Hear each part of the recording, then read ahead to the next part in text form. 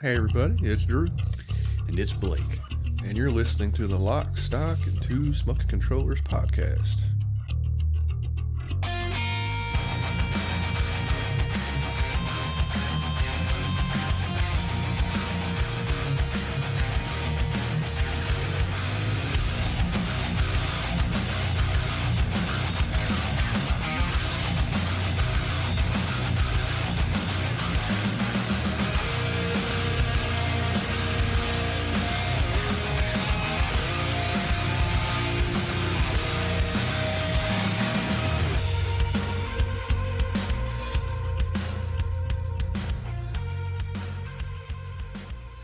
Hey everybody, welcome to episode 126. Before we get to the goodies, we're going to go through just our social media preamble real quick, per usual. You can find us on all of the major social media platforms just by searching the name of the podcast. You know, our long, awesome name. Just search that up and wham, bam, thank you, man, will pop up. We would like everyone to come hang out with us. The most important thing is for everyone to come hang out with us on our Twitch nights, which seem to be, you know, It tries to be Wednesdays. we try to have it on Wednesday nights, but around 9:30 Central Time, depending on if we can all get ready in time. We're going through a new game now, War Tales. War Tales, which is good, but slightly complicated, but good. Yeah, it's we like it, and Brian seems to like it. The game needs some TLC, which it probably won't get, but it's working. You Yeah. know, it's a good time.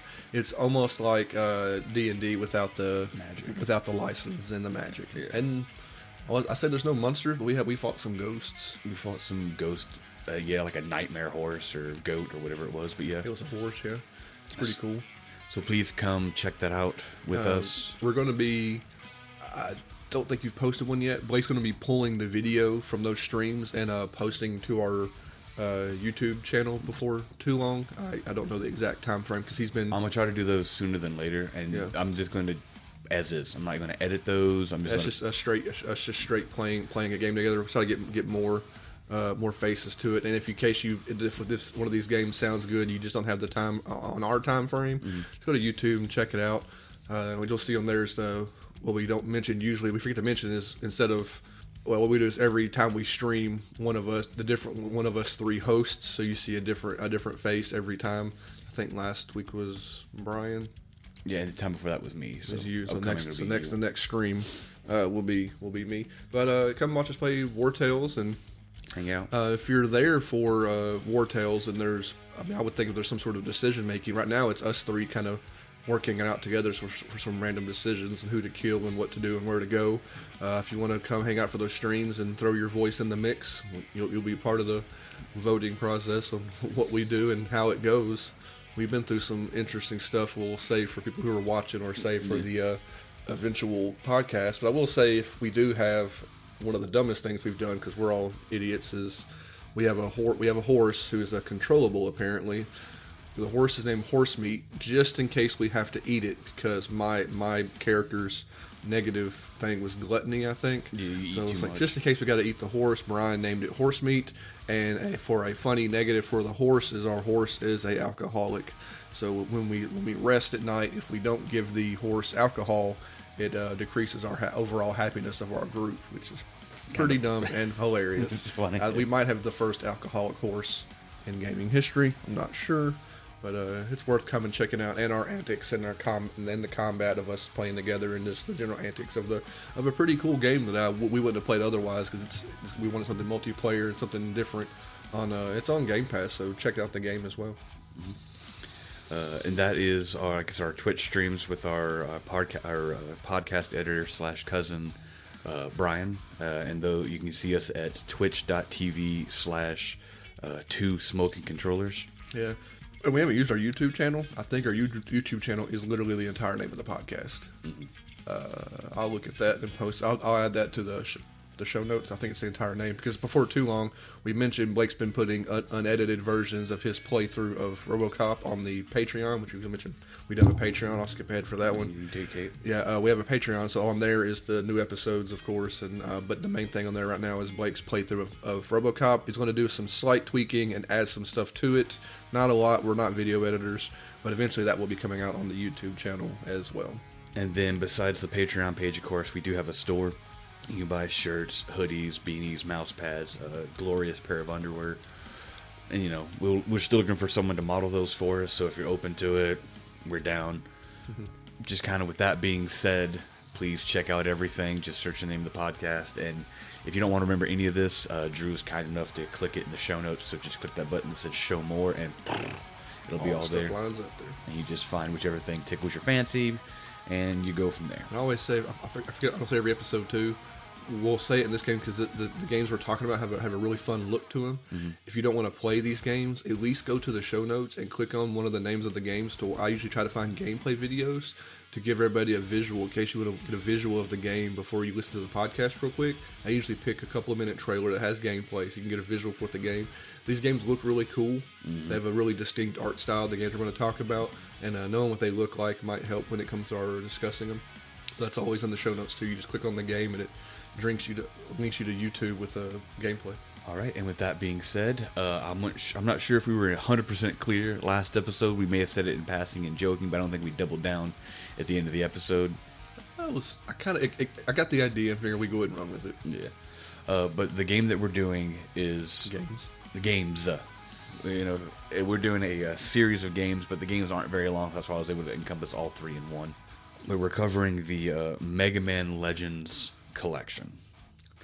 Trilogy collection, whichever you want to call it, because it's doing Mega Man Legends 1, then the prequel, which is the Misadventures of Tron, Bonne, and then Mega Man Legends 2. And we'll be hitting all of those.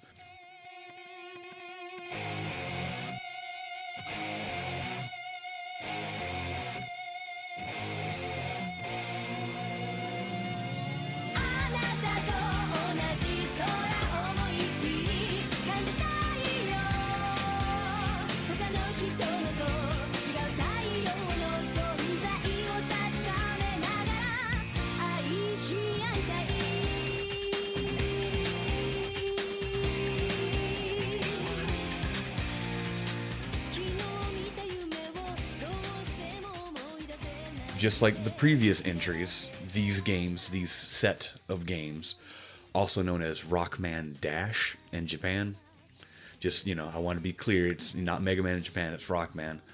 But this is developed by Capcom. In this particular case, it wasn't just Capcom as a whole like they are nowadays. This was Capcom Production Studio 2. I talked about this. Yeah. Creative Business Unit 2 or something is like making Final Fantasy VII Remake or something crazy, or they made 16. It's like part of this Square umbrella where they don't give them individual names, but you give individual names, you got to pay them more because they're a separate studio or something. Yeah, probably. But it is developed and published by Capcom. Capcom has definitely become our most talked about company. Somehow by accident. Yeah. Because they do make good games. And they do make weird games and different games. It's not just like we have had on the podcast. We talked about it last episode because that's why I pivoted. I thought it'd be great to just follow with another Capcom franchise.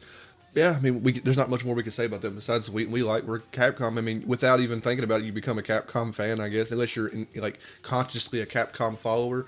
We're subconsciously just Capcom fans. We play all kinds of stuff. I think we didn't mention Onimusha's last time.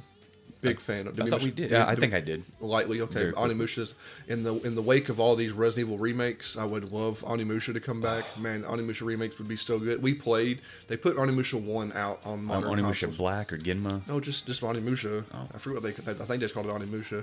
They put it out on modern consoles. Not really any updates to it. Just ported it to modern consoles. We played it again.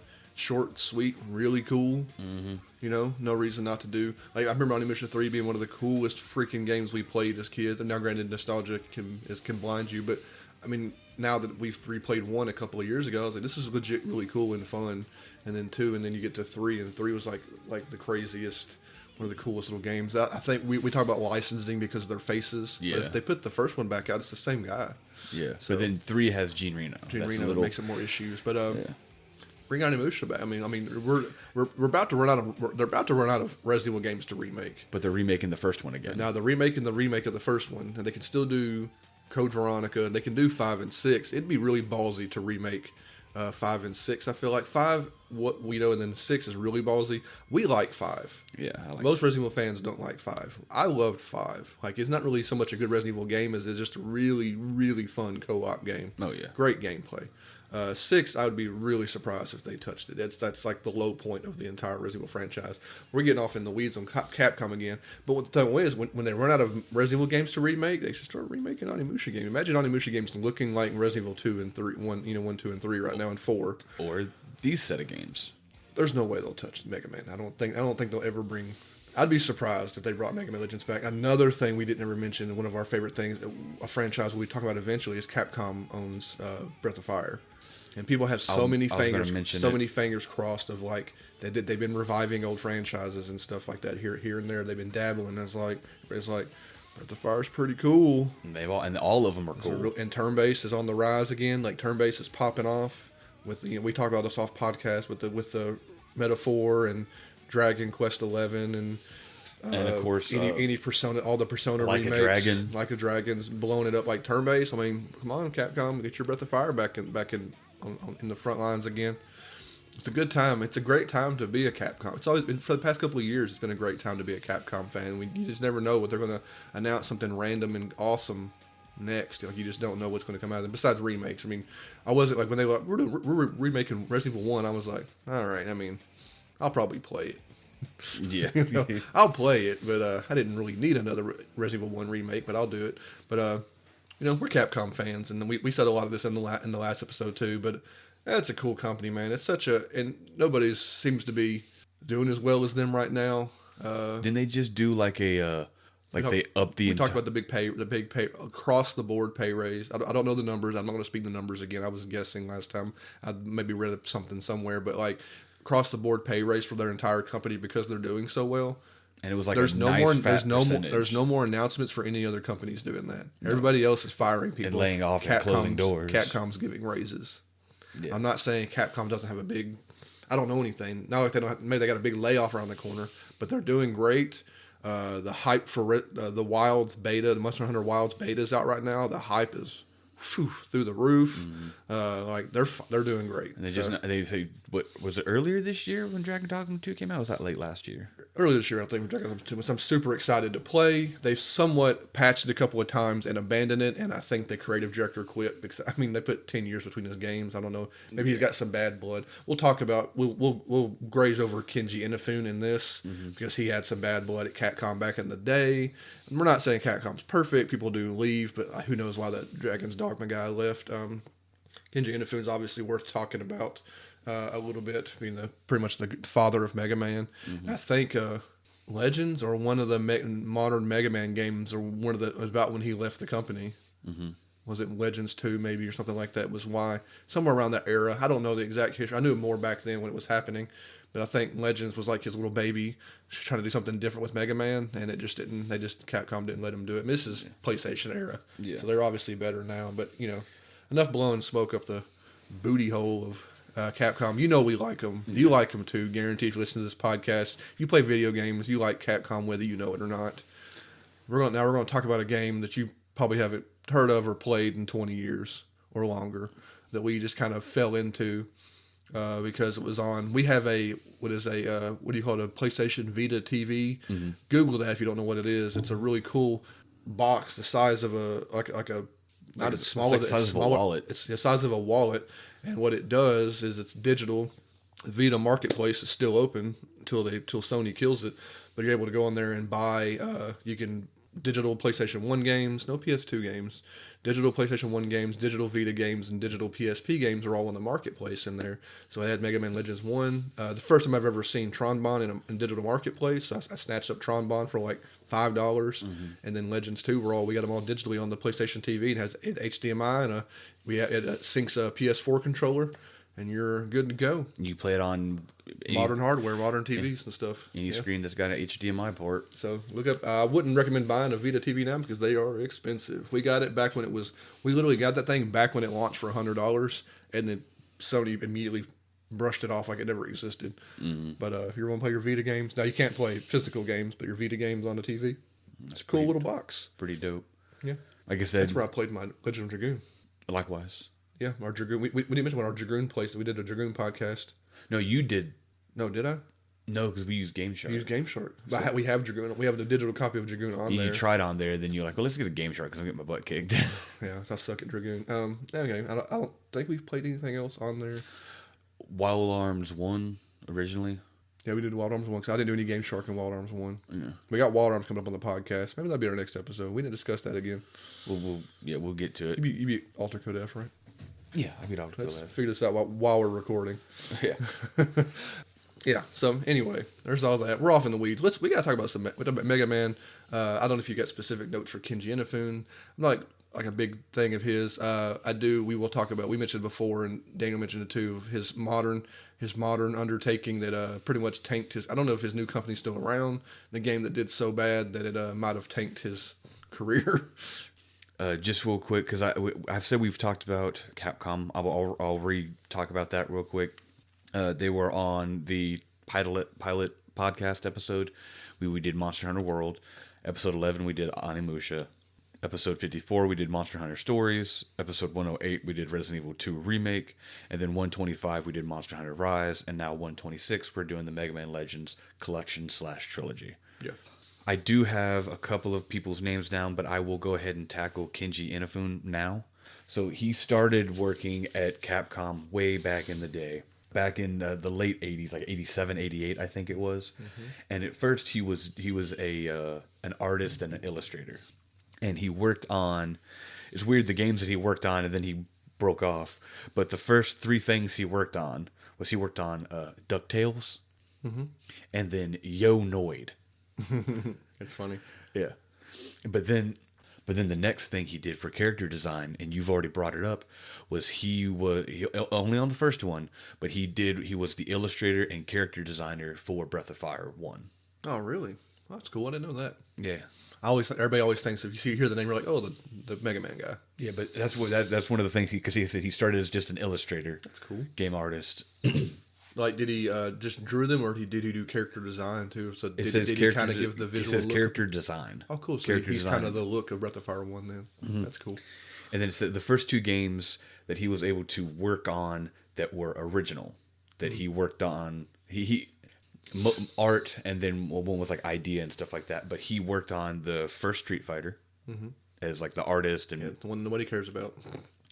And then he would do Mega Man, both in 1987. So he did create Mega Man. Yes. So that's his whole thing. He was the character designer and planner for the Mega Man series during the NES and the Super NES era. And then for... Did he do X? Was X separate from Kenji Inafune? He's done all of it. Okay, X, so Battle Network, Zero. He's Battle Network too. Wow. It's all him. Wow. Now, at the point... further down the line, it just becomes where he's like executive producer. Yeah. But in Japan, they got to run it by him. Yeah, but in Japan, like unlike people like, oh, this movie was from the producers of this movie, like it is in America, it's a fake selling point. In Japan, it actually means that they are responsible for that product. They make any and all decisions need to be ran by the producer and executive producer. You couldn't make Mega Man without him being involved. Period. I didn't know about Battle Network. I mean, we haven't played any Battle Network games yet, but I didn't know he was involved in Battle Network and stuff. Like X isn't a stretch, They're kind of the same games. Yeah. But like Battle Network's completely different. I did not know he was involved in that. And Mega Man Zero. I'm not sure what Mega Man Zero is. I'm guaranteed there's Mega Man games we never got in America. Yeah. Now maybe Zero came to America. I don't know, but it says with Mega Man X, he is also solely responsible for the creation and design of the character Zero. He created Zero as well to be an accompany. Mega Man Zero, I think that's a gamer sort of like in the X franchise. I think it's on Game Boy Advance. We saw it one time in the store. It might be. Where you just play as Zero. I don't know. I'm not sure, but I'm not good enough at those Mega Man games to play them. But then it goes on to say Because he worked on the Mega Man series, and it wasn't until Mega Man 8 in 1996. So from 87 to 96, he was working, and in 96 is when he got promoted to being producer. And then from there, he was the producer for all the Mega Man X games, well, X4 and forward, the entire Mega Man Zero series, Mega Man Battle Network, something called Mega Man Star Force series, which were like the only thing I could find on those was they released 2 of them, and they were like Pokemon games, and they had 2 versions, like Red Star Force. That sounds cool, like Mega Man Pokemon. Obviously, we don't have them here. I never heard of them. I have the names wrote down because it was like Onyx, Firestar, and then like Ruby, Nebula or something. That come out close to when Pokemon come out, and it was like taking a shot in the dark or something. Yeah, as well as something called Mega Man ZX. And then he was also responsible for, now, Mega Man Legends is not the first 3D Mega Man, like we thought. There was one that actually came slightly before, and that was called Mega Man Battle and Chase. And that was on the 64. We didn't get that. I don't know. I know Legends 1 has a N64 port. It's weird because you only get Mega Man Legends 1. They don't. It's just called Mega Man Legends, I think, on N64. I don't think they smashed both games into that cartridge. Really doubt they did. Wow, there's a whole other Mega Man game, huh? But besides that, he actually he is the producer for 3 other series that he became the producer of. Well, I keep looking at, because it's sitting on the shelf behind you. We talked about turn-based. What about Mega Man X Command Mission? That's we're short. It's a Mega Man X. I would assume that he's part of the whole thing. Part of the whole Mega Man thing. X Command Mission is a game that we've been looking at for years. There's just too many games in the world. We thought about pivoting from Legends into X, but the games they're not related in any kind of way. X Command Mission is a PS2/GameCube turn-based RPG using Mega Man X characters. It looks amazing. Yeah, and we love turn-based combat. We just haven't played it yet. It'll be something we'll dip into. Yeah, for sure. But like I said, he has a very career. Prolific, maybe not prolific, but it's he's one of the Capcom names. There's him, and there's oh my god, I don't know freaking name off the top of my head. The Devil May Cry guy. My god, I'd have to go back and look at my notes. Exactly. So, but there's Kenji Inafune, and then there's the guy who pretty much created Devil May Cry, who made a big name for himself for combat and all 3D combat from that point forward to like he worked on Dragon's Dogma and stuff like that. It might be the same freaking guy. My brain ain't. You think I quit? Maybe. I don't know, but like there's like two big names off the top of my head. Those 2 big names in Capcom, because it's hard to make your Japanese don't like you making a name for yourself. They don't like that. It's like the whole group together. They really don't like. I don't want to speak for the whole Japanese culture, but it seems like they don't like stand out. They don't really push you to. It's like what tall poppy syndrome. They don't like you to stand out. It's the group as a whole making something together. It's like yeah. Now, saying that, Kenji Inafune and the other guy, they're not. My brain's breaking. Metal Gear Solid. Oh my god. Yeah. Exactly. If you didn't say anything, Death Stranding. My brain is holy Hideo crap. My brain Kojima. Kojima. So nobody. We're not going to go into the whole thing. These guys, nobody else, nobody basically in the world, in the video gaming world, is Hideo Kojima. So don't put him in the same box as this guy. But like. There's not a lot of them, but it's cool. I mean, he made a name. Kenji Inafune's made a name for himself. Oh, yeah. Now the name has less pull now. We'll talk about that in here in a minute, probably. During that same time, from 96 to 2006, where he was producer before he did other things, he was attached to and was also sole producer and executive producer for the entire Onimusha series. Really? He was executive producer for that. Lost Planet 1 and 2. Forgot about Lost Planet as a really, really popular 4 games in Lost Planet. Really big franchise, due for a comeback. Mm-hmm. You know? And the Dead Rising, but only 1 and 2. Oh, dang, I forget about Capcom doing things. Dead Rising 1 remake just come out. Dead Rising 1 and 2, and all their DLC. So he didn't touch anything after 1 and 2, but he was attached with 1 and 2. Yeah, his Mega Man DLCs. You get a Mega Buster in Dead Rising. And you get a... Man, we talk about Capcom. You forget about Dead Rising and freaking Lost Planet, man. And literally Dead Rising remake, the new one just come out. Yeah. Man, Capcom. And then in 2006, he was promoted to the Senior Corporate Officer of R&D, Research and Development. Making new stuff, I guess. And then in 2010, he became the global head of production for Capcom.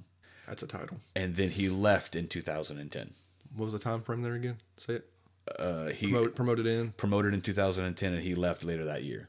So I think they promoted him to shut him up, and then he was like, "You guys can't." He's like, "I want to make things," and they want to make stuff. Yeah. I never know what happened behind closed doors. We'll never know.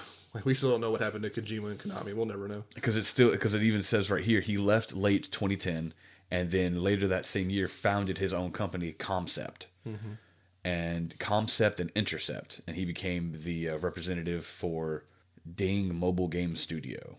Yeah, and Concepts, as far as we know, had a really successful Kickstarter for one game, and haven't heard anything from them since. So they've in the, I hate to End on a sour note. But it's just how life happens. I don't understand it. Life always ends on a sour note. Yeah, but while he was at Concept, he did do a highly successful Kickstarter for the Mighty Number 9. Yeah, was going to be the next Mega Man franchise. Was to be the comeback and be the next Mega Man. Now he even had there was even if the success of Mighty Number 9 was going to help fund and pivot into Mega Man Legends 3, a Mega Man Legends spiritual successor. It was called Crimson something. I feel like I'll get to that in a second. Yeah, so all of this stuff, he had all this stuff ready, and it was just because he was going to do. Like I said, he wanted to do a Mega Man Legends 3, but they never let him do Mega Man Legends 3. And then he has 2 other games. One's called Kyo, the King of Pirates, was announced in 2011, but canceled in 2015. And then Red Ash, the Indelible Legend. That's the one. I thought Crimson was red. Yeah. That was it was unreleased and never finished because the Kickstarter didn't get it. I think because they launched that Kickstarter because they were supposed to pivot off of the success of Mighty Number 9, and then when people got Mighty Number 9 in their hands, things went south. Yeah. Now, however, in 2017, so from 2010 to 2017, he was the founder, CEO, whatever. What are they doing for 7 years? I don't know. Well, they're working on a bunch of games. He had Kyo, Mighty Number 9, Soul Sacrifice, Red Ash, and then they're helping that mobile company like. He's just trying to stay alive. Yeah. But it says in 2017, Concept was purchased and became a subsidiary of Level 5. I was going to say Capcom and hilarious. But they're now called... I didn't know Level 5 was big enough to do that kind of They're stuff. Level 5 Concept. And they are working... It's a to be announced or whatever. To be announced. But they are working on a game right now, and it's called Fantasy Life I, The Girl Who Steals Time. Fantasy Life is an ongoing franchise. It's just a farming simulator. Oh, that sucks. But that's what they're working on next. Boring. But 3 other things he was actually attached to as well, but not like sole proprietor. But he did help create. I haven't played them, but I'm aware of them. But the Hyper Dimension Neptuna, he was responsible for the help and creation of those. He also worked on Ghost Trick Phantom Detective. Yeah. We're looking to play that soon, hopefully. If I wouldn't say like we're looking to get our hands on a copy of Ghost Trick's been ported to modern consoles. I want to try to find a DS copy, and when we finally play Ghost Trick, I only mentioned on the podcast, but when we had Clyde on last time for Final Fantasy, I don't know if he was on or off podcast. He's like he would love to come back. He would just want to talk about something besides Final Fantasy 7. I was like, dang, fair. I got you. I think we want to have him back on at some point to talk about. If he's probably listening, if you want to, we'll have you back on some point to. I want to talk about Ghost Trick because you mentioned it very lovingly on your original podcast back in the day. So I want to get my hands on a copy of Ghost Trick, play it, and have Clyde back on at some point. And then the last thing is, of course, he worked on Street Fighter 1, but he came back and touched Street Fighter 4 and Super Street Fighter 4. He worked on those. But yeah, I mean, like I said, that is a massive, massive career. Yeah, it's puttering out. Poor fella. But also, I got right here. He was also responsible. He was the executive producer for a game called Recore. Yeah, we played it. It's boring. And then I guess these are bullet hell games, but they're called Azure Strike Gunvolt, and he worked on 1, 2, and 3 for that. Yeah. Like I said, I keep looking down my notes. I'm like, oh yeah, he did this, I did this, but let me double check. Okay, I've mentioned every game he's been a part of, and it's a vast and storied career from the late '80s to the early 2010s. Yeah. And they're working on something now, but I didn't realize it was a ongoing Fantasy franchise. Life it's an ongoing franchise. Is that all for all that kind of stuff? Yeah, it's all for Kenji. And then just very briefly, I can talk about the director of the Mega Man Legends, a gentleman named Yoshinori Kawano. I guess he and Kenji are really good friends because he was the director of Legends 1 and 2, and as well as Misadventures of Tron Bonne. He was also the director of Mega Man Legends 0, 1 through 4, the director of Dead Rising 1 and 2, and all the DLC. And then he was also one of the writers. Well, he was like lead writer, I guess, rather, for Legends 1, 2, and Tron Bonne. Very cool. Yeah, so they're pretty close together. And then there's a co-writer named Makoto. No, that's the composer. Co-writer was named Shin Kurosawa. He did all the Legends and Tron Bonne, then Lost Planet and Battle Network 3 and the Mega Man Star Force games, Black Ace and Red Joker. But that's actually Mega Man Star Force 3, Black Ace and Red Joker. So there were 2 other sets prior. Gosh. But I didn't even hear about Star Force till I was going through this. Never came to America, yeah. So that's something to maybe try to look into. And then now the composer is a Makoto Tomozawa. Mm-hmm. And they are responsible for some things they've done. The entire Mega Man X series. Mm-hmm. Then originally, I think Mega Man 2, Wily's Revenge. I think that's the second one. That's where they got their start on. And then they did Dino Crisis. Another game that could come back. Recently re-released through the PlayStation Network, Dino Crisis 1 and 2. Maybe even 3. Not sure. But another Capcom thing. Do they make all video games? And then I didn't understand this, but apparently Resident Evil 1, there's already been multiple remakes of it, but she did the music, or I don't know, Makoto, male or woman, Makoto did the music for the 96 version of Resident Evil, and then the 2002 version of Resident Evil. That's the first remake. Okay. 2002 is the first remake. 20-something years later, we're getting another remake. Yeah. And now we're going to talk about it when we get into it. Yeah. But I didn't have a way of finding specifically who was responsible for anything. But we already talked about, we really, really dug the look and art style of the game. Yeah. So I don't know necessarily who's responsible, but I got 3 people here that were illustrating. You probably did the character design. Probably. I'm guessing. Character design, but the 3 illustrators are Hideki Ishikawa, and then Noriko Koto, and then Haruki Sugetsu. Yeah. Those were the illustrators. The game, we'll say, especially all the. Now I played Mega Man. I played Mega Man. We'll get into what happened with our playthroughs. I played Mega Man Legends 1 and I played Mega Man Legends 2. I didn't beat anything. We'll get into that. Blake beat all 3. Blake trucked through, had mostly a good time. I feel like. The first thing you notice about this game is these games, and on PS1, these games look incredible. They're gorgeous. They're gorgeous, and their art style is popping. It's distinct. Like, when you're looking at a Mega Man Legends franchise game. Like, they have a unique look. They don't look like other Mega Man games. No. But they look awesome. And what Blake's pivoting to, almost, I think there's more in the first game. And I don't know about, is there voice acting in Tron Bonne? There's lots of voice acting in Mega Man Legends 1. Like, really pretty good voice acting. Like, I wasn't, like, groaning at nobody's performance. Like, they really gave it their all. And it sounds good. And it's, one and then Tron Bonne and then 2 has voice acting, and what we'll get into here in a minute when Blake gets right up to it, it's like the sound of this game. Yeah, I'm gonna pivot into sound now. Yeah, and I had no way because I don't know, because there's specific sounds that just sounded really. The whole game sounds good. Everything about, we'll talk, like you said. I'm sorry, I'm talking like it's exciting because like. We don't talk about sound hardly in games. Like, it's like not like something that comes across. This game sounds really good. Like, some games do sound good. Like, but like Legends is like a tour de force of like making sounds that stick in your brain your whole life. When we turned it back on, I was like, I remember this. I love all this. Like this, like the first thing is Mega Man's walking noise. Yeah. When you're in opening dungeon, the doors in dungeons has a sound. The way the robots move and sound. The voice acting, the sound of his Mega Buster, all these things come together in like this perfect mesh of a game that sounds incredible. Yeah, I love the stepping. The closest thing, because I'm sure more people have seen this show than people have played this game.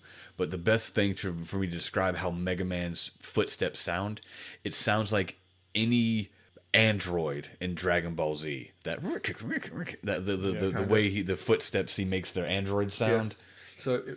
But that's the anywhere around here, a slight challenge to Brian if you want to cut in maybe a little bit of Mega Man running through a dungeon game, like 30 seconds of Mega Man running through a dungeon. If you can catch him walking, opening a door, and shooting his Mega Buster. I know that's really specific, but there's a lot of that in the game. So sure, you can find a small clip of somebody just running through a dungeon, open a door, shoot a thing. You might get some robot moving. Robots sound cool. When you kill a robot and picking up the money, the money noise. Yeah, like it's just a tour. Literally, I think it's a tour de force of like, this is how you make sound design. This is how you make a game memorable. By sound design, we don't get this. You don't get this in gaming normally. Nobody, the sound designers care, but it's hard to make something like this. Is luck, a bit of luck and skill involved in making everything sound like it fits. It fits in this world. It sounds like this world.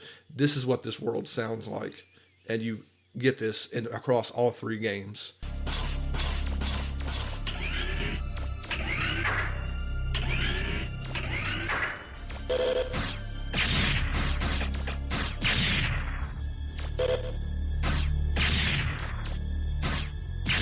There's something there.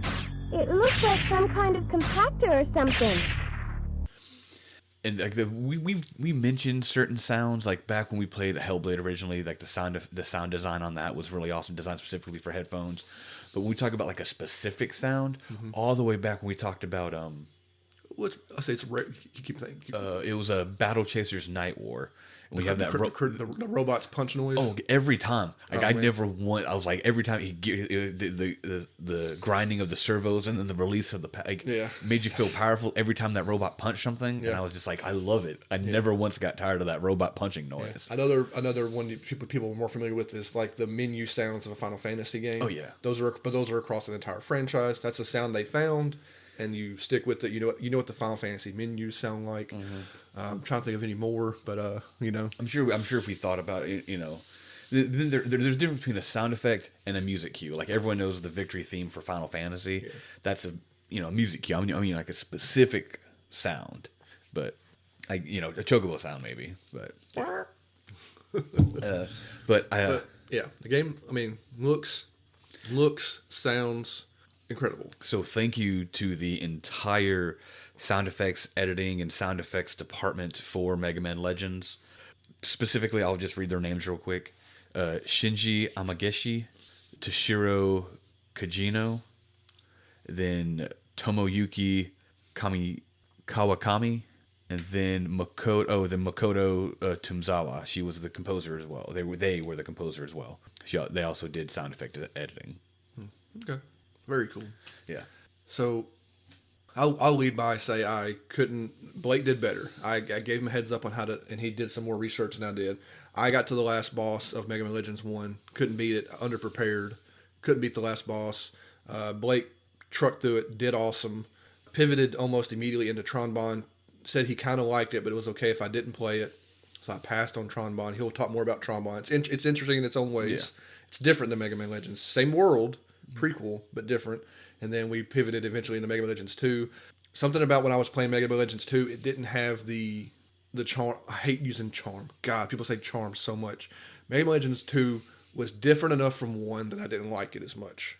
The story was different. Like the story was just like, it was weak. Like it just went off a whole other direction. Like there's like this sense of adventure and exploring in Mega Man Legends 1 and mystery that's gone in Mega Man Legends 2. Like something else is happening.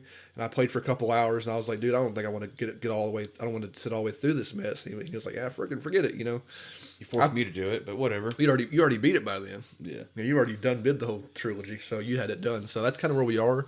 So Blake will know more about 2 and 3, and we'll explain how he beat 1 and stuff like that. Before we get into like all that kind of mess, I don't know other plans you have for your notes and stuff, but gameplay, it's improved in 2. Tron Bonne plays different. Mega Man Legends 1, it's very hard to play. It's very, very hard to play. Mega Legends 2 fixes that with the introduction of analog stick right? So that it has full analog control. You can choose, but you can choose to use full analog control in 2. 1, it's very, very early PlayStation 1. I think the Legends come out, they didn't. I don't think we even had analog sticks yet on the PlayStation. So it's it's a R1, L1 control, a very terrible lock-on, really bad camera control. All these things kind of make it a mess to play most of the time. I don't know if you want to add to that or add if maybe it gets better. The main frustration of Megaman Legends 1 is playing it. Like, it's so fun to look at. It's so fun to look at and enjoy. As soon as you get control, you're like, ooh. Well, I mean, at the same time, if you were playing it for the first time, I didn't have to... In the day, like you mentioned... I didn't have to dumb myself down. Yeah, back in the day, we just played it. Yeah, I didn't have to... Didn't even think about it. I had to dumb myself down on how to use L1 and R1 to control the camera angles. Mm-hmm. I think L2 did a really awful lock-on, and you couldn't move. You couldn't move when you were action locked on. game where you can't move. And I know Capcom's famous for this standing still to shoot people thing. Yeah, they fixed that in Mega Man Legends 2, of course, and in Bonne. Tron plays different, doesn't it? No, I mean it has. You still do. Let's just focus on Mega Legends 1 here for a second. But yeah, the camera and it was not in the directions because I don't know who designed this and maybe, but back in the day with the L1 and R1, when you hit R1, the camera rotated left. When you hit L1, the camera rotated right. I hate that. Yeah. I don't understand why that's a thing because I want to look right, so I hit the right button to look right. I'm not hitting the right button to look left. That's not how things work. It's weird, yeah. But I could not turn that off. I couldn't switch it to whatever to the correct way. Maybe I'll put Daniel in the spotlight here, our cousin Daniel. He's on maybe he can explain it. It's just a brain thing, how your brain works. He still, I think, correct me if I'm wrong, Daniel, on our Discord, I think you still invert your up and down to this day. Like you play inverted up and down, and I never I guess it's just how people play things that you don't. He don't even think about it. Like he inverts his up and down, and he rocks at video games. It's just how it is. So you don't even think about it. I just wonder how it how he feels about the right and left. Does he want right to go right and left to go, or does he play it inverted that way too? Like who knows? That's just how people play video games, and I don't really think about it. But he's the person I can think of that I know who inverts his up and down. I think in most games he plays where he has the option. You do get used to it, but I had to mainline Mega Man. I could not. I tried to I'll do Mega Man on weekends so that I can focus on because they're not very long. None of them are long, yeah. I think Drew's game time, but without being the final boss because he sucks, was like under 9 hours. It was like right at under 9 hours. And then mine, it was a little more closer to, hold on. I did some grinding to get that weapon maxed out to beat the last boss. Yeah, hold on, I gotta put my notes. I have like 3 different sets of notes open here, so I'm having to bounce between, but let me get my Mega Man ones. Okay, Mega Man, here we go. So I beat the entirety of Mega Man was in 10 hours and 21 minutes. It's not bad because he had to do actual money grinding to get to pay for that weapon. So yeah, and it's like I'll get to that when we get to it. But it was 10 hours and 21 minutes over the course of like a week. So I was 9, and I was at the last boss. Mm-hmm. So I probably I didn't do the grinding that you did. So, but I played. We talked on the podcast 1,000 fucking times. I play games a little faster than Blake does. So I would have got to the last boss, but ironically, I got there faster and could not beat him. Yeah. So that was, like I said, that was 10 hours, and I don't know if we've really discussed like gameplay and story, but the whole point, because it's a new Mega Man world. It's a new Mega Man concept, takes place in an alternate Mega Man universe. Yeah. So who would say it? Like you said, like it's a whole new concept. When you're watching this play out, it has, and this is a good thing. We talk about all the time. This has when the writing kicks in and the story kicks in and the adventure. This has an incredibly Saturday morning cartoon feel. Oh yeah, this would have made an incredibly fun TV show. Working in you can run through a freaking dungeon, find a cool treasure, and shoot a robot in a TV show. It would have worked. Yeah, I don't know that's what they were going for. This would have been a cool little. Freaking Battle Network has however many seasons of a TV show. Yeah. This is it looks and feels and like everything sounds like a Saturday morning, like wake up in the morning, watch Mega Man go fight Tron Bonne. You know, like it's like fighting Ash. Go fight Team Rocket. Like you just go watch Mega Man fight Tron, Bonne, and the Diesel and the other guy. Teasel and Bonne. Teasel and Bonne. Yeah, so it's just like, man, it really has that feel to it, and the characters they all have lots of personality, tons of personality. It's kind of funny. It's not laugh out loud funny, but it's cute and kind of funny. And Mega Man's kind of not an irritating hero. There's not a lot to Mega Man. He's just like a Saturday morning hero, you know. And yeah, so we take control of now. For whatever reason, his name is Megaman Walnut. He has a last name, which is strange, and he is on an airship, the Flutter. With a family, barrel casket, roll casket, and then they have a little mechanical robot named Data. Monkey. Everybody loves Data. Everybody who plays. Everyone knows Data and the Data dance and the like, little Data dance. Yeah. Everyone knows that stuff. His little. Well, you can. You can't see me, but I just did it. So, just think in your heads. It was awesome. There's a couple of people. One person in particular, I knows exactly what I'm talking about. Garrett. He knows exactly what the Data dance is. Mm-hmm. But you play as what's called. What you're doing is you're a digger, and you're exploring ruins on a now flooded Earth. Yeah. Earth has flooded, and there's just islands and airships and floating islands. But the entirety of Mega Man Legends 1 takes place on a single island called Cattle Locks Island. And then you're going through, because the whole point of like being a digger is, and everyone's looking for this thing called the Mother Lode. It's this the legend behind the Mother Lode is this massive energy source. It's infinite energy, and it's supposed to make the world a better place. And it's One Piece. I guarantee Mega Man Legends inspired Oda to make One Piece. You don't think that One Piece came out first? I didn't do enough research. The idea literally just spawned on me, so I could be putting my foot in my mouth. But this was '97. When did One Piece start? You're asking me. I don't even know. The only One Piece I've seen is the Netflix show. Ain't the time to do research on One Piece. It's not the One Piece podcast. Moving on. Oh my God, you idiot. Sorry, people. He's Googling when One Piece come out so you can put this together. It started July 1997, and Mega Man Legends came out December 18th, 1997. So maybe One Piece may have inspired Mega Man Legends. Oh, God. Who knows? But regardless, it's kind of what it was. I mean, finding a big treasure is not that's been unique to this anime or this game. It's not. Yeah, but it gets, regardless, it's kind of funny that how those timelines lined up just like that. But yes, it got so much praise because it is now a 3D action adventure, slight platformer. Not slight. There's platforming. There's platforming, yeah. And 3D platforming at its worst. Yeah, but I don't know. And I've played worse 3D platforming. But there's a lot more platforming in 2. Yeah, a lot more, and it was irksome.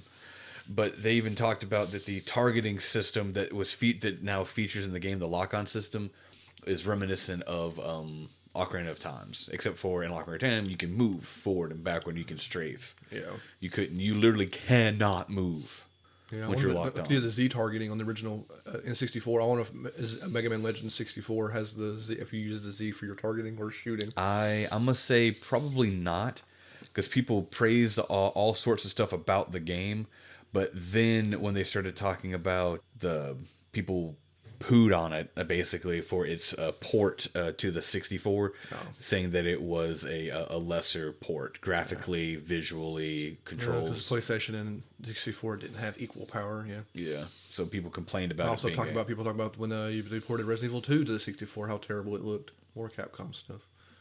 But like I said, the initial release date for Mega Man Legends 1 was December 18th, 97. So, looking for the Mother Lode. That's just the plot that pushes it forward. That and battling the bonds. The gameplay itself is running around the island, the exterior of the islands, and then you find ruins. You have to get this license, this digger license upgrades, I guess, from the mayor of the island. You talk to them, and then you'll have I'm just zipping through it. You'll have parts where the bonds attack the town, and you fend off the bonds, and the mayor was like, "Hey, you're awesome. Here's a license for being so good. So different parts of the island have different parts of the restricted for their danger levels. Was it like A, B, C, whatever the licenses are? Yeah. And you go to the different things. That's what. So there's that half of the gameplay, and then there's the inside the dungeon gameplay, which is literally dungeons. You're just running through dungeons, opening doors, and I don't know if you have a map in Megaman Legends 1. You get a map. You get a map in 1. Mm-hmm. And you're working through, and you're fighting other robots. Well, the map uncovers as you go through it. I don't know.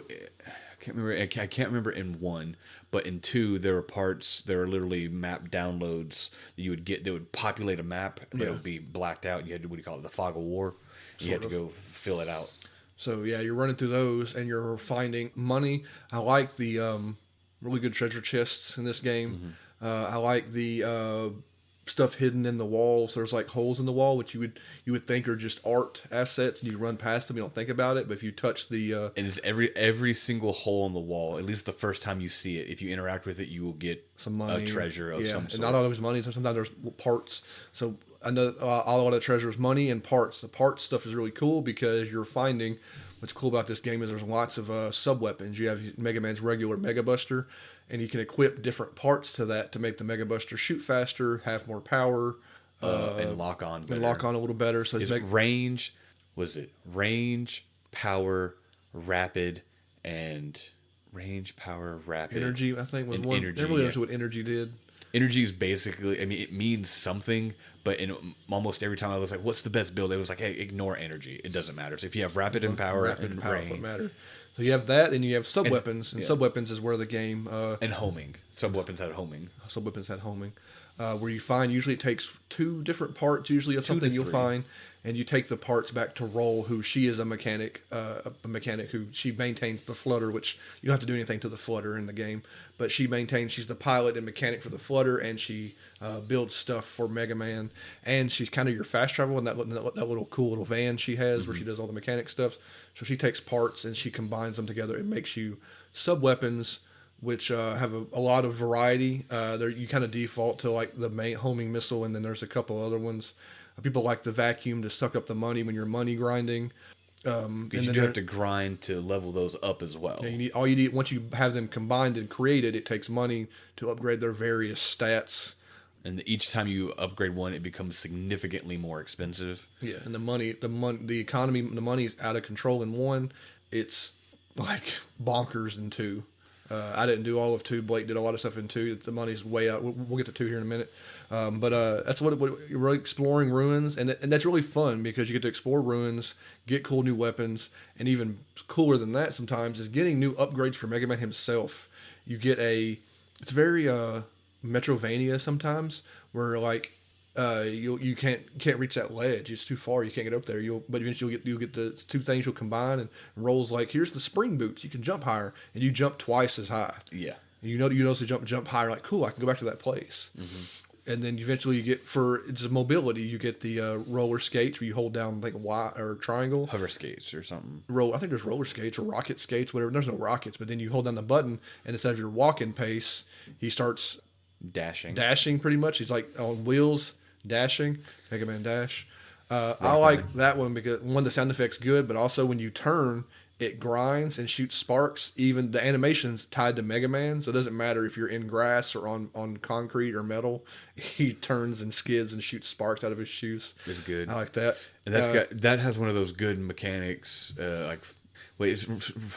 Controlling it is a little difficult, but it's also awkward. It's entirely on the L1 and R1, your camera controls. So you can have him like turn around corners by holding the button and stuff, because it's meant for straight lines, but you can have him he has like a really wide turning radius, but you can split. It's mostly for straight lines. Yeah. But you can if you handle it right, you can go through turns and the last couple of things are probably I think the helmet's not, you get, because he started without a helmet. It's kind of cool. He has a little spiky hero hairstyle, and you get the helmet, which unfortunately covers this hairstyle up. But I think is the helmet, or is it armor that kind of helps prevent getting knocked down? The helmet helps knock down and your recovery time and stuff like that. Yeah, and then you get little armor upgrades. Armor doesn't change, of course, but he gets armor upgrades where you take less and less damage, and you have health upgrades. It's not like a set number. It's a set percentage. Yeah, 1/3, 1/2, whatever. Yeah, it's 1/4, half, and then 2/3 or something like that. So that's a lot of what this. There's a lot of story. There's a lot of talking. I guess, and lots of cool. We fight lots of different. There's regular robots. They're called Reaverbots. Reaverbots, yes. I guess the thing to talk about besides, we talk about how rough combat is. I guess the thing we'll talk about for a minute if we move on to Tron Bonne would be certain bosses and stuff like that. There's some really hard bosses that I think are. Some are just hard, but I think a lot of them are hard because your mobility is so limited. Yeah, I think some of the it's this thing where you're limited by Mega Man's mobility and controls, but AI robots, they have free movement within the world, like they're not handicapped. Yeah. So everybody else can move like you can't move. It's just a design thing. I'm trying to think of some of the ones that stand out. Is the majority? Well, the first one you struggled with was Tron Bonne in the town. The spider, the tank or the spider thing could jump and move around way better than you could. I remember you having a hard time with that because his movement's just too. I almost quit there. I was like, this is stupid. Yeah, because her movement's too good compared to you. It's a really tough fight. I had a hard time with when you're on the boat. Is it are you flying? You're flying. You flying because you fight that bird thing. That bird thing's really tough. Looks cool. The bird reaver bot thing. It fights you in the sky. What are some other tough ones? I couldn't beat the last boss, but we'll get to that in a second.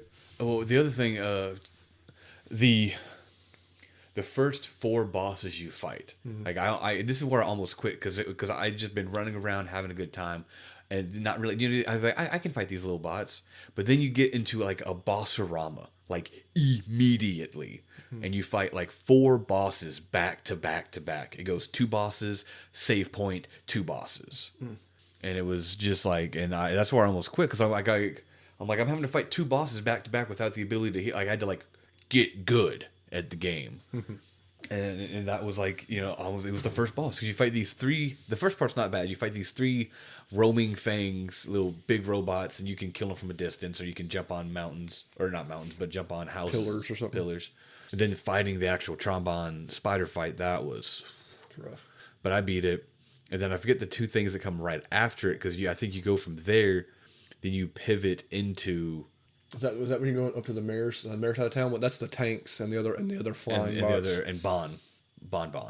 Oh yeah, he's flying around. He's flying. You have to break him. Tanks ain't so bad because they're kind of slow. But they're infinite unless you kill the flying things. Yeah. And you have to kill the flying things. And each one drops a different color tank.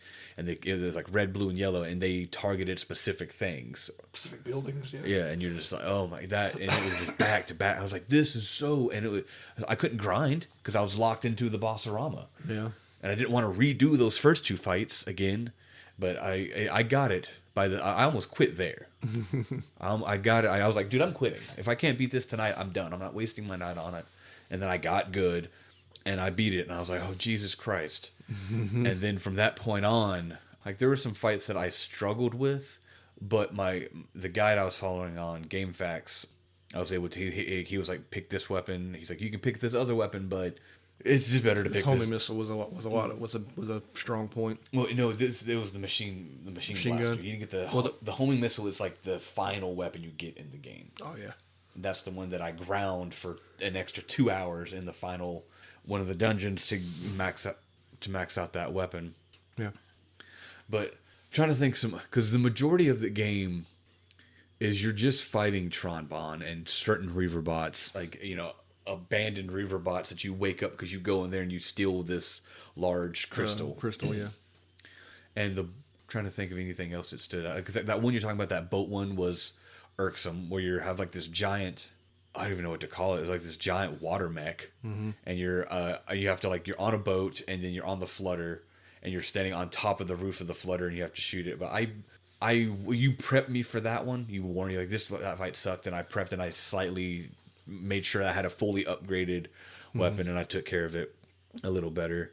And then none of the bosses really super stand out to me. They were just. What about I want to get to the last. We got 2 other games to talk about. Yeah. What about those 2 dogs pretty late in the game? There's those 2 dog bots. Don't they appear in a fight together? Those 3 of them. There's 3. There's 3 of them. That sucked, but because they're so mobile. So mobile. But again, it's one of those things where if I probably would have quit there. But my guide was like, hey, the best way to do this is because you ride an elevator down, and then it's just a big open arena where you fight these 3 really cool looking robot reaver dogs. He's like, the number one thing to do is to take make sure you have all your max healing items equipped. Because part of your upgrades were upgrading, first of all, your max health, and then your max health is broken into little charges, and that capped at like however many. But then you could infinitely buy your health spray to refill the charges. He's like buy a bunch of these because you're not going to leave the elevator. And he's like, you have to use this different weapon that you've never used in the entire game. And it's like you drop mines. He's like, and you're going to stay in the elevator and let the dogs attack you in the elevator, and you just rapid fire drop all your mines. Yeah, nice. And so they're all stuck inside the elevator shaft, constantly hitting you. Of course, you can't stand up, but as long as you're mashing triangle, every time he gets on his feet, he drops a mine, and I killed them pretty quickly on my second try on the fight. And I was just like, yeah, because I was about to quit that too, because they were faster than, of course, again, they're not hampered by the game's controls because it's an AI. They just run around. Yeah, they look cool. Yeah, they look awesome. They move cool. Everything, yeah. Sound cool. It's fun. We'll say maybe watch a playthrough of Mega Man Legends, and you're gonna have a great time. It's rough. It is really rough unless you're slightly better. It's some, like, I don't want to use the term retro necessarily, but these are retro now, compared for us. Yeah. So the wolves. The thing before the last buzzer, there's a giant thing in the factory section. It's a big robot, but he's so big. It's easy, and he's pretty easy to kill. And these are all like highly mechanical. They're definitely robots. Some sort of humanoid thing or a thing on tank treads with a giant wham hammer. But then then you get to the ending, and then this is where the game gets. I think it's flat out unless you're prepped like you were. That last boss is just flat out unfair. Yeah, oh yeah. But I'm talking about storyline wise, it gets very anime-y. Yeah. Turns out Mega Man has amnesia. He's actually called Mega Man Trigger, and he is responsible.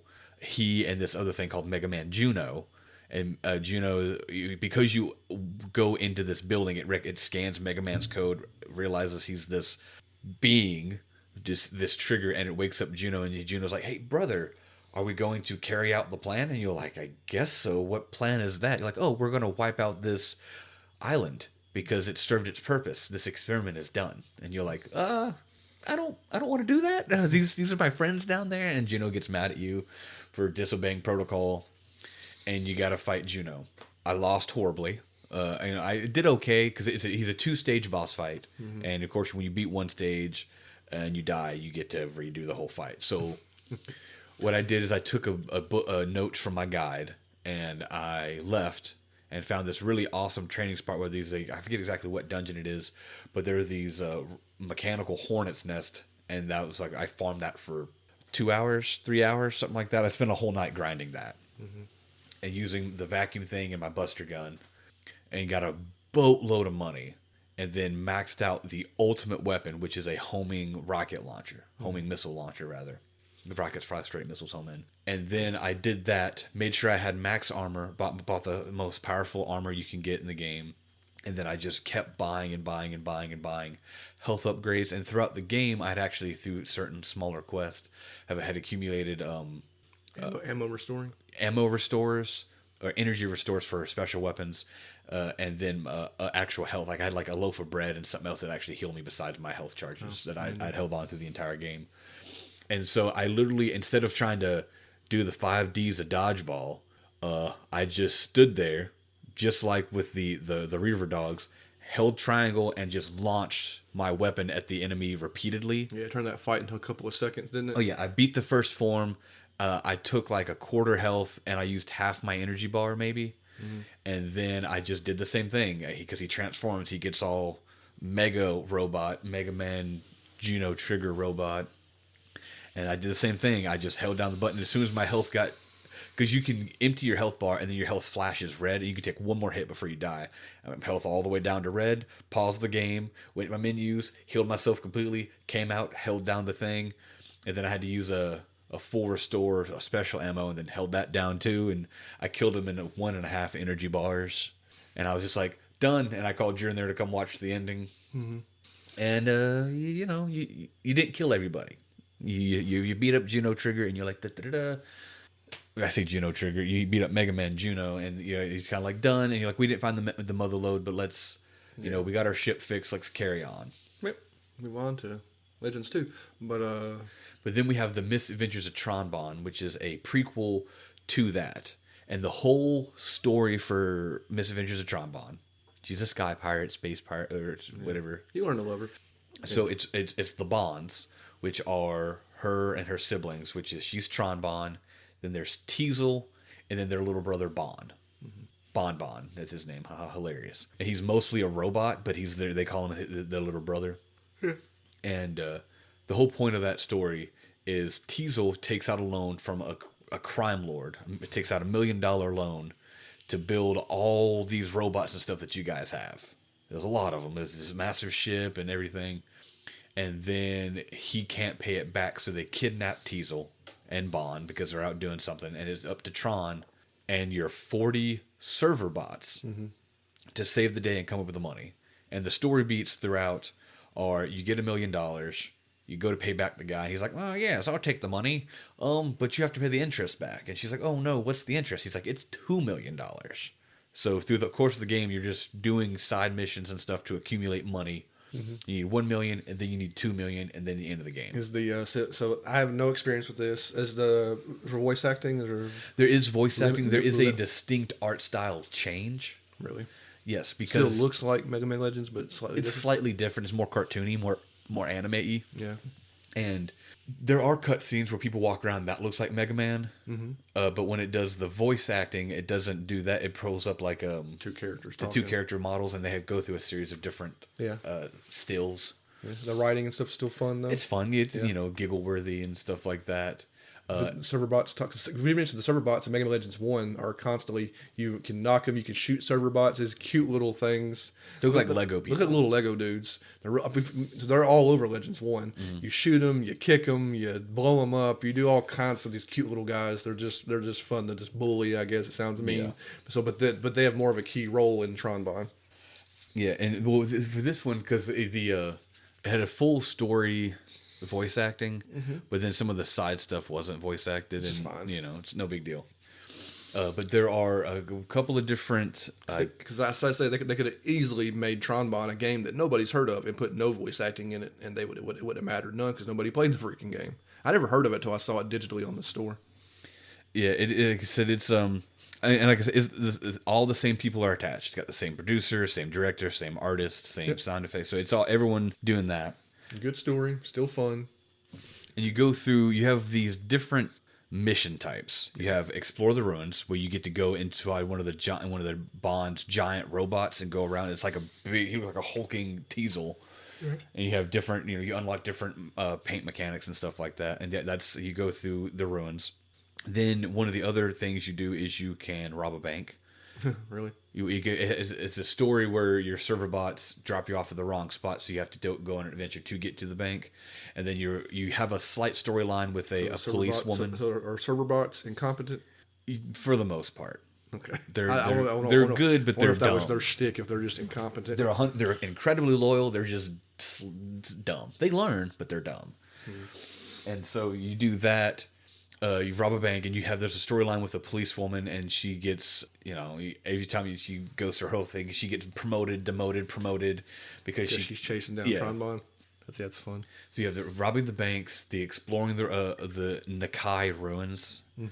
Then there is, I think it's called Descent, or where you're digging through the mines, but you are you're the head of a server bot with a drill.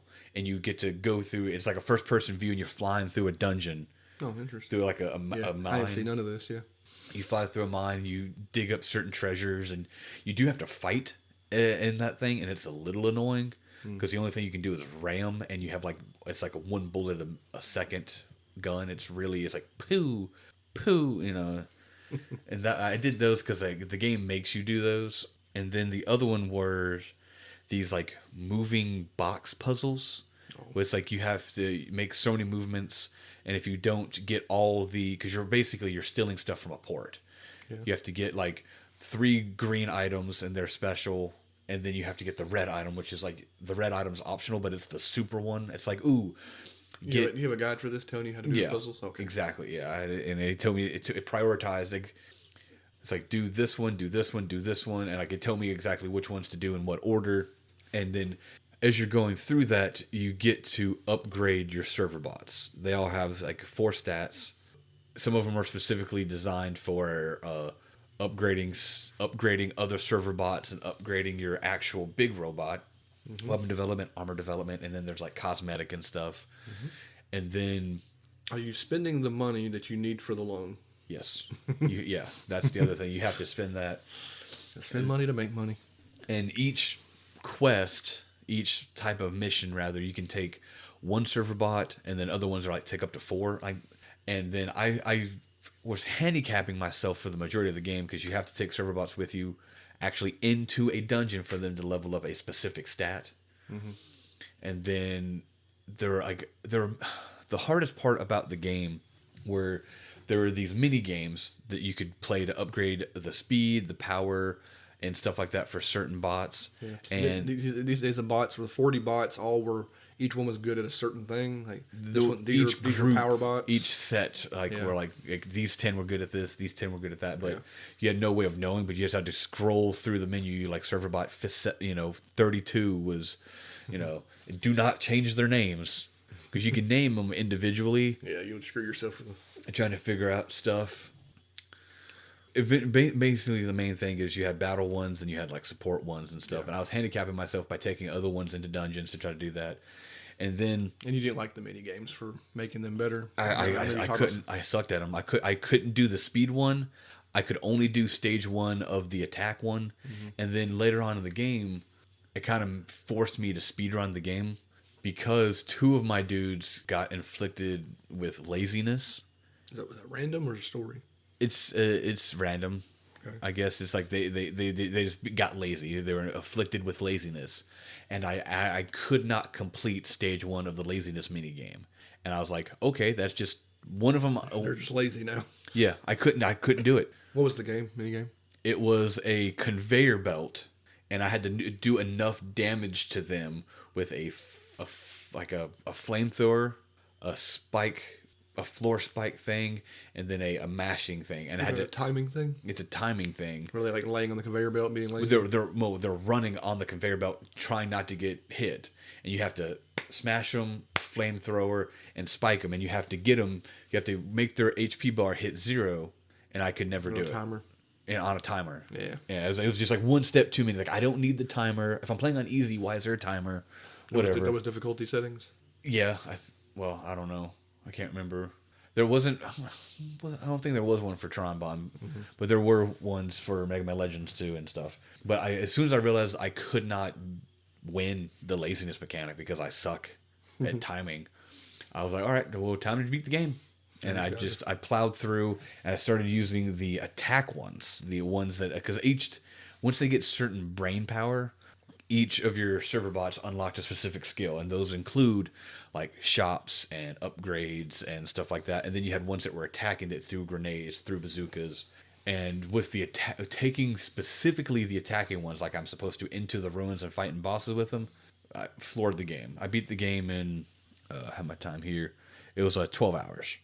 A little longer because I was also trying to do more. I wanted to experience everything. The whole everything. So, is there anything else specific? Because I got one. I wanted to ask if you got nothing else specific to talk about. I'll say what your people who want to try to find it or play it. What are the highlights? Like you don't regret playing it. Obviously, it's part of the experience. You seem like because you played it all the way through. You seem like you mostly enjoyed it. What are the highlights? I want to end on a dour note on this game. What are the highlights of that game that you think make it like it's pretty cool to just it's cool that it exists? Kind of.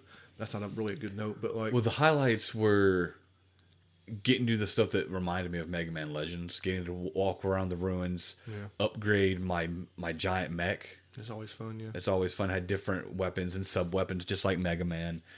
He didn't have as much exploratory things because he couldn't jump. It's just too big. But what you did get is with your server bots. Now, I forgot to mention this. In the movement puzzles on the port, there's a cheat you can do. Because you have these little thing called seeker mines or seeker missiles, and you launch it at something, and your server bots will all go into here and ransack the joint. ransack a building, or if you're like in a cave, they'll go into a small hole in the wall and they'll go in through and pull out a bunch of treasure and stuff for you. If you're on the ports, you have like 2 or 3 buildings you can launch them into, and they'll do that. But because there's no timer on these, there's just a number of moves you're allowed to make. So if you just position yourself to face the ocean, you can launch your server bots infinitely into the ocean. Every time one goes out, it comes back with something, whether it's a fish, a shell, a junk part. Just for money? And you can, like, if I didn't understand when I was reading the guide until like I was on like the last mission or 2 of that. But you're just set there and you're hitting the circle button to launch your server bot into the ocean infinitely.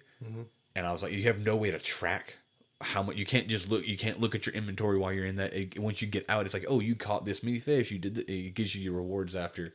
So I had no way of knowing what I had. But that can basically give you your first $1 million right there. But you gotta, there's a cat, because even if you hit 99 of all the 3 or 4 items you can get, it gives you a bunch. And I got bored. I could just mashing circle, watching Netflix on my phone while doing it. But you can't, like they said, you can play the game on easy mode by doing that, because you can play. There's a difficult, like you play 1, 2, 3, 4 versions of that. You can never touch that minigame again. You play 3, 4, and it does end because But there are infinite ones, like the going to the mine and exploring the mine is infinite, and that's where you get more. Is that the normal way to get money? Yeah, basically. That or robbing banks, I guess. Yeah, but like I said, the exploring the mechanics and the game, and of course the story, just being able to see all the characters one more time and again. Yeah. And you get it's prequel. It's before she even meets Mega Man, so there's no Mega Man. And you get introduced to a character. Now, if you don't play Misadventures of Tron Bonne, which doesn't make any sense because it's a prequel, but you encounter a character named Glide, with it's Glyde. He's fancy and he's kind of a cool character, and he has his own little version of server bots. There's these little loudmouth ducks that backtalk you. Aren't those the ducks that are in the? I see the ducks. They're in one of the other Legends. They come in Legends too, because that dude joins the bonds into after you beat him in the prequel, but he doesn't exist in Megaman Legends 1. Yeah. They introduced a character in the prequel that didn't exist in the main game, but then he comes into the second game. Yeah, what are you gonna do? Whatever. But he's a cool thing. His fights are irksome. They're a little annoying. In Tron Bonne? Yeah, because it's Teasel. In the prologue of the game, you're Teasel, not Tron Bonne, but you get all the tutorial, and he almost died on the tutorial boss fight, which was him. And I was like, if I die here, I'm not playing. If you die in the tutorial of a game, yeah, something's wrong. Something's wrong. Like, I suck at the game. Obviously, I won barely, but I did win. But I had a good time. I'll be honest, I can't really say it's worth playing. Yeah, I'll be honest. That's what you told me. Yeah, because you don't have to do it. Yeah. And if the mini games were just a skosh easier, they didn't require perfection each time to upgrade an ability or to have them lose laziness, like maybe I would have enjoyed it more. Because the whole thing is that my guy was like, oh yeah, make sure you max out all your server bots as soon as possible, and I couldn't do more than like the first stage of like any of them. Actually, I could only do the first stage of the attack one. And when you took them into dungeons, they got their brain upgrade through that. So I was going to max out everyone's brain stat because they just take them into the dungeon. It's not that difficult. But you don't have to play it. It doesn't really add any. It shows you how they get Glide in 2. Yeah. But it's okay. It's more, and it's okay. That's all. I don't regret playing it, but I will never touch it again. Yeah, digital copy is like $5 or $10, something like that. So it's how you want to get your hands on it. And it serves and acts as a prequel. And so now we'll get to Legends 2, which is more. It's more of the first one. Yeah, but the vibe's different. The vibe is different because it starts hyper anime-y. Yeah. They're like, hey, there's this floating island that has a storm constantly surrounding it we can't get into, but we believe that's where the mother lode is. And so you launch something at the storm to counteract it, and Mega Man is part of this like drop ship that gets launched there. Since he's an expert digger, and it's all the prologue stuff. It's all the prologue, and then you find a Master's Crystal, you beat the... One of the cool things they do with the Reaver bots in Mega Man Legends 2 as opposed to 1, because 1 you had like these two bipedal, looks like AT-ATs. Not AT-ATs, they were... they look like just these bipedal robots. No arms, shot you with laser beams. And then you had the little... kind of look like R2-D2 with 4 legs with spikes on their heads that like float around and made noise. And then occasional like these like little crab bots, spider crab bots. And that was, they had like, they were the same set of enemies over and over again. Yeah, different colors and stuff. Yeah. But as soon as you start Mega Man Legends 2, they're like, hey, I guess their character designer, enemy designer was like, we need to do something slightly different. So you start fighting all these like animalized robots. You fight frogs and snakes, and the first boss is a mammoth. Is an elephant, and it's just like, oh, okay, this is a like slightly bit more, bit crazy. Horizon Zero Dawn. Yeah, honestly, and you gotta go through. But the first thing you notice in combat is you now have analog controls. Yep, right stick aiming controls. Right stick aiming controls, and you can lock on and move and fire at the same time. Though your firing speed is lowered whilst moving, which is fun. I find I can get it, and your accuracy is not as good while you're moving. I get having a drawback because you're moving, but it's so much better. And immediately notice there's not as much voice acting. Yeah, the voice acting they took away some of the voice acting. Dialed back. They dialed I'm back. guessing it was budget. Probably a budget thing because it is a slightly bigger game. And then after you do this whole prologue, you activate these other robots that are ancient robots that know you as Trigger. And you're like, okay, this is weird. I thought the other dude was the island. And then you get a story point, and they're like, all right, we need these 4 keys to make it into the ruins. And so that's it. That's your story for the next... it's almost double the length. I played for about 20 hours. Yeah. Something like that. I didn't turn the game on to check my time. I should have. Yeah. Yeah. You got different. So you're not. I know. What do I play? I think I got to the first key. You're not locked to one island anymore. You actually get to. You don't. I say fly the floater, but you kind of move the floater on a world map kind of thing and fly the floater to different destinations. Because you jump across different islands and stuff like that. But I said, like, for me, it was. I would keep saying the vibe was just way off for this one. It's a little different. Yeah, it's not as. God, charming. It's not as like, it's just not as interesting, like you said. And then once you get that plot point for 4 keys, like you're saying, that's it until you get the 4 keys. That's your plot. There is no story. There's like, here you go to this island, get the second one. Go to this island, get the third one. There's no actual story. The Trombons are the Trombons. They're there. Are the Bonds peeking in and causing trouble? They're there, and they're trying to steal from you, of course. And you fight Glide, and it's like when they attack these bases and stuff, but only after you've gotten a key or something like that. Mm-hmm. Now, one annoying thing is, part of the prologue is you're attacked by that storm, and your flutter has to land on this ship, and then that's when Mega Man gets launched into. But your flutter, in order to pay for all the damages that happen to the flutter, sells everything you have. Yeah, that's their way of resetting Mega Man. That's their God of War. You got punched by Zeus and dropped all your weapons on Mount Olympus. Between. Or Samus Aran bumps her head and loses all her abilities or whatever. And so she sells everything you got but your spring boots. So you have the double jump, the high jump from the get go. Yeah. And I'm like, oh well, that's it's funny. They at least can stupid funny little explain everything away to fix everything. So the only other thing you have besides that is a new weapon, and it's a fire extinguisher. It's an infinite fire extinguisher. You get that in the prologue. When the flutter's on fire. Yeah. And so that they do one of those funny little cute, silly story reasons as to why you don't have anything you have. And then they're just like, here you go to all these ruins. Yeah, I did the first part with the little snow island. It's kind of cool to see snow. There's a different kind of dynamic. You do go to different snow biomes. Doesn't do anything, but there's different stuff, different what do you call them? Not terrains, but different kind of biomes. Biomes. There you go. Different biomes, I guess, was the other one. So I did the thing. I did a bit of the water section. I played for a couple hours. I was just kind of like, I'm just not feeling it no more. But you got a lot more to play. So you get the water boots. They let you pretty much roller skate underwater faster. Yeah, you said that they. What'd you say that they increased the speed on a later release or something? Because when you move underwater, you can on the PSP version. the PSP version, they increased how fast you move underwater. And well, being God, it was annoying. But one of the dungeons you go to, like, it's a water temple basically, like from Ocarina of Time. Well, whilst you're in water, no matter what you do, movement speed was 25%. Yeah, and roller skating, it made you go faster, but you were still moving at 25% of what it would be.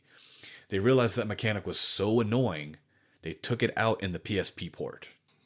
So even though we had the game on the PS Vita TV, we had the PlayStation 1 version of it, which was, moving. We didn't have access to the PSP version. Moving in water sucked. I hated it, but you also had different upgrades. You had multiple. Unlike Megaman Legends 1, when you bought an armor upgrade, that was your armor. When you bought... Well, no, I think you could switch to it. No, it appeared in your inventory, and that's just what you had now. Now, in this one, you got helmets and armor that you could then sell or switch in between, and you had different boots. You had, like, stuff that made you immune to electrified floors, boots that made you immune to lava, and boots... Because you do go through lava and electrified floors and poison stuff. And they keep hyping up on the, you do fight the Reaver bots and stuff you fought in the first one, but you do fight more of them in different varieties. Yeah, so you fight little snake robots, some frog robots, some little snake robots, some like bee or hornet wasp bots, and then there's some other mini games, like, because the game was bigger. They wanted to do more and promote more. Yeah. And there was a good and evil mechanic that screwed me. In the game that talk about that because that was really funny what you did to become bad. It's not like modern day good and evil mechanics. It's a much looser. Weird that it exists, but tell how you screwed yourself. So what I think happened, because I was following my guide and I wanted to do everything in the game. I wanted to experience everything in the game at least once. Yeah, just go through it. And there is a dark light meter that measures, and you can do those stuff by being mean to people, which you can't really be mean to people, but you can go around and you can kick people, or you can pick up roll and thrower. You do have your main special weapon, but then you have an alt, which I thought was kind of cool, but you can't change the alt. It's a grabber. It lets you pick up boxes and pick up people and throw them. Yeah, the picking up boxes crap sucked. Yeah, but I was like, if I have an alternate button, why can't I have a secondary special weapon? Or also, why can't you just hot swap from that claw to your weapon? Yeah, I just hot swap your weapons. It was weird and broken. It was cool. They added in a thing, and maybe, like I said, it was stuff that they need to be worked on. But you can take the grabber and pick up people, pick up roll specifically, and do some things like throw her against the wall and make her mad. You could do these things, and as you do these more progressively darker deeds, the shade or hue of your armor would get darker and darker and darker. Now, I wanted to experience everything because my guide was like, you do these dark things and then do this other thing to get max dark and then max light. And I hadn't been doing mean things throughout the game, so it's like the fastest way to do it is go back to the first island. In this family that it's this sister and her two younger brothers, and you rescue her two younger brothers from the ruins, and they have a pet pig. And so to max out your darkness, you kick the pig repeatedly. And yeah, so I kicked the pig into a corner to where it kept bouncing back into my foot. And it was just a cycle of kicking the pig. And your armor slowly does get darker and darker, but I have no way to measure it really, other than how dark my armor is. So I was like, I just kept kicking the pig. And I was like, all right, I guess my stuff's dark enough now. Yeah. Because the only way to test it was I had to fly from this island to fly to this desert island. And if I had a certain amount of darkness, max darkness, or like two-thirds darkness, then this black market person would sell stuff to me. That's it. And I bought all the stuff he was carrying, and it was like, just some extra items, no big deal. Not worth the trouble. And then it was like, now in order to redo the kicking the pig, undo kicking the pig, I had to save up $1 million and then donate $1 million to the church. And that was supposed to absolve me of my darkness. But I did that. I saved up over $1 million and donated all of it to the church. And then he was supposed to give me something for having max light. And I did like $1.5 million because I was like, what's going on? So I think maybe I kicked the pig too many times, and it like overshot my darkness meter out like over the gauge or something. And so I was like, I'm not saving up another $1 million. I don't know how much money, because there was in the first island, there's because dungeons aren't random, they're on a set. Like if you walk in and the first room has either a frog or a chest. So, yeah, it was. That's what I don't know if Megaman Legends 1 did it, but you told me about this money thing too. That apparently dungeons can have different enemy setups. Mm-hmm. They're not random. Whether it's random which one you get, but there's 1, 2, or 3. Yeah, there's 3. Like 3. This is if you see this enemy, this is what's in this dungeon. I didn't know it was going to. If you hadn't told me about the money thing, I would have never known there were different enemies in dungeons. No. But this particular one is the very, very. It's cool. It's the very first dungeon you go into, yep. And you ride the elevator up and down, and you don't have to use ride it up. Write it down to exit and leave the dungeon. Now, if there is a frog, you're in the wrong rotation. If there is a sentry, you're in the wrong rotation.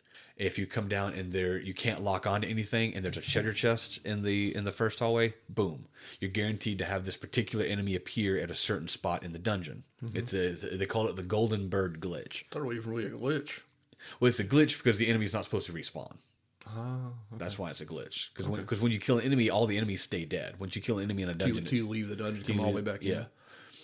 So once you fall down the dungeon and there's no enemy in the first area of the treasure chest, it's going to be a booby trap chest. So you break the chest and you go through the dungeon. You make it to a specific spot. It's like, once you know the path, it's really easy to get to. Yeah. And then there's this. I did do this.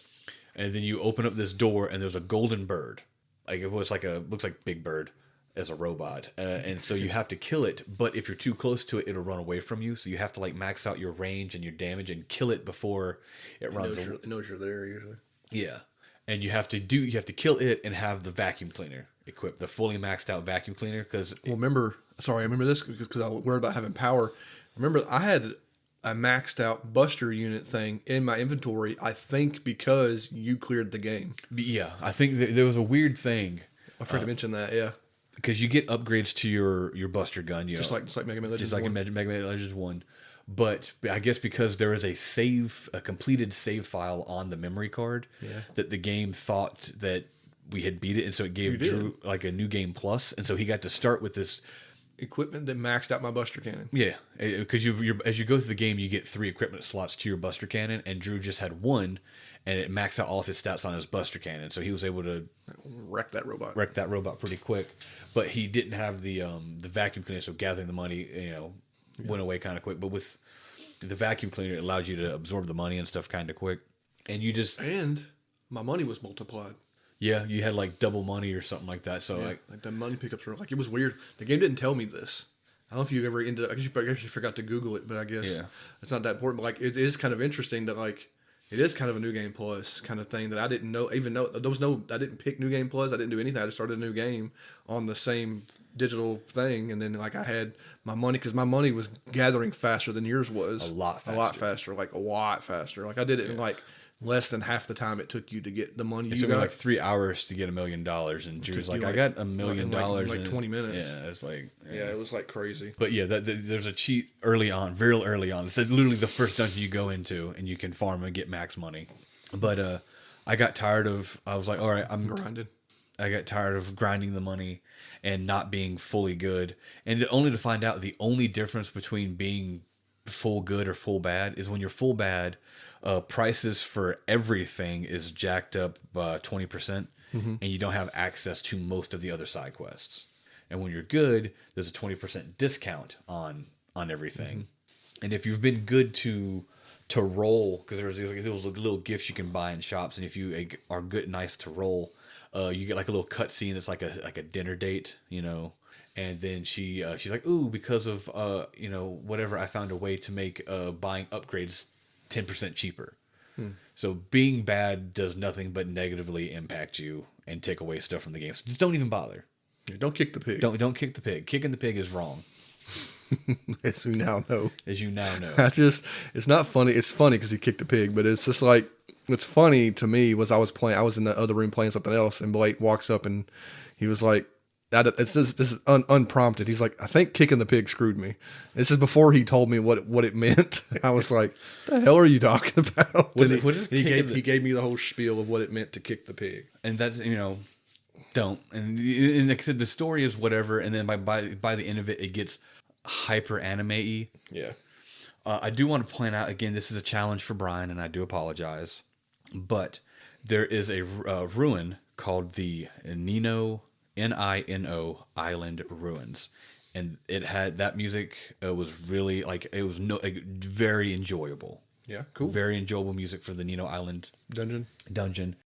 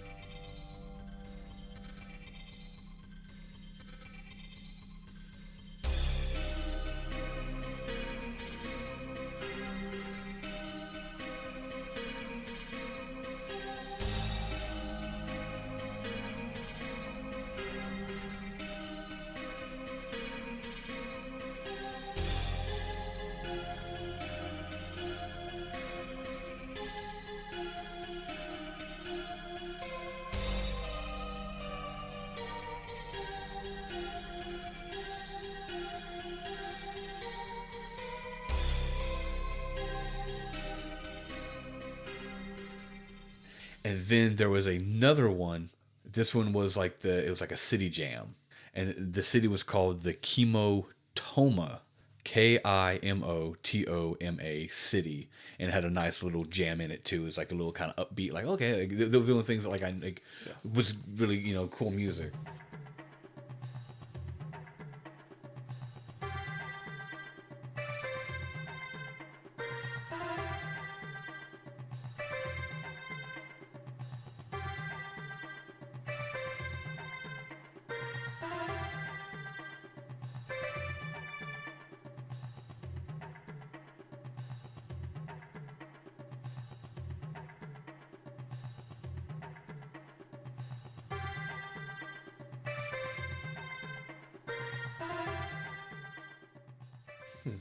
And then, like I said, most of the bosses were animalistic in nature, but one of them. The game was slightly slightly easier because your control was better now. Control was better, and I had the infinite money cheat, so I maxed out weapons.